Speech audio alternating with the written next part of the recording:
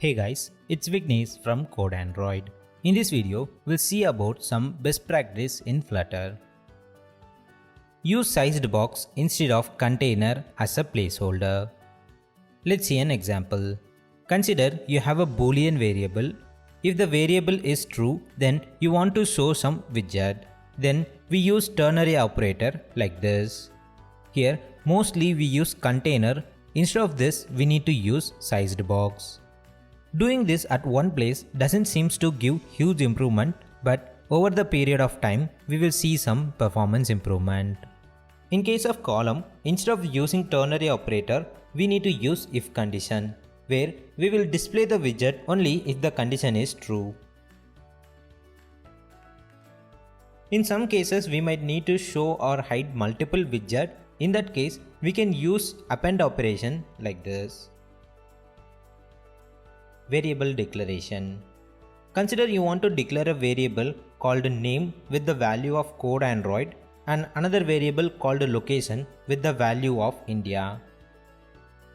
In this case, instead of defining the variable as var data type, we need to use string data type because variable is a dynamic type which takes more time to resolve.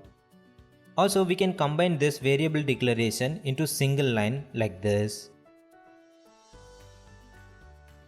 Also, when we define a variable, if we are not going to modify that variable, then we need to use final or const.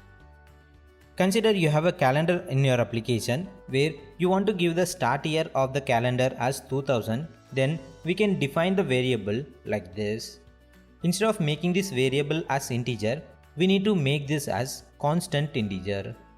Also declaring this in a global location, so that this value never get modified by anyone. You can see if we try to modify this, it's not allowing us. Now we will get one doubt, where to use final and where to use constant. Constant is used to define a variable with default value which won't be modified at runtime. Final is used to define a variable which gets created at runtime but doesn't get modified. If you want to create a start date time, then I can give date time of calendar start year. Here we can't use constant because this doesn't have a default value. Also we don't want to change it afterwards, so I can declare this as final. You can see when we try to reinitialize this variable, we are getting an error. Like this, we need to use final and constant wherever possible. How to print logs in Flutter? We can print logs in Flutter using 3 methods. Before that, I need a lengthy text to show the demo of this, so I'm copying sample text and storing it into a variable. Before that, I'm creating a scratch file and pasting the content. Using the scratch file, removing the unnecessary characters and also fixing the single quotes.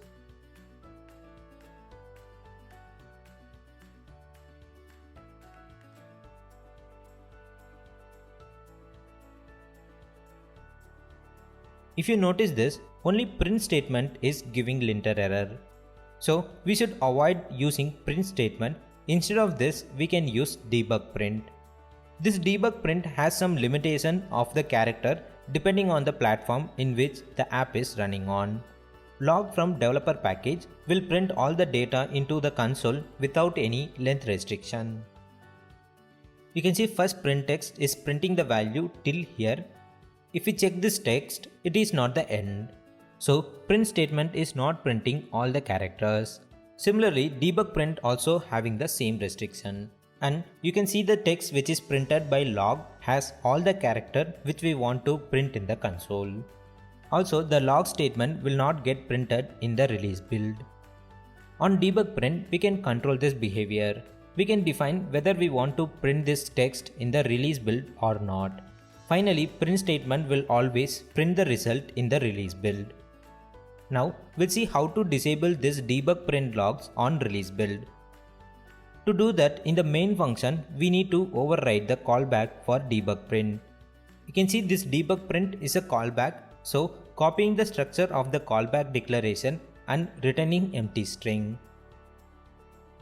So, whatever value we are passing to debug print, which will get overridden by this empty text. To check this, hot restarting the app.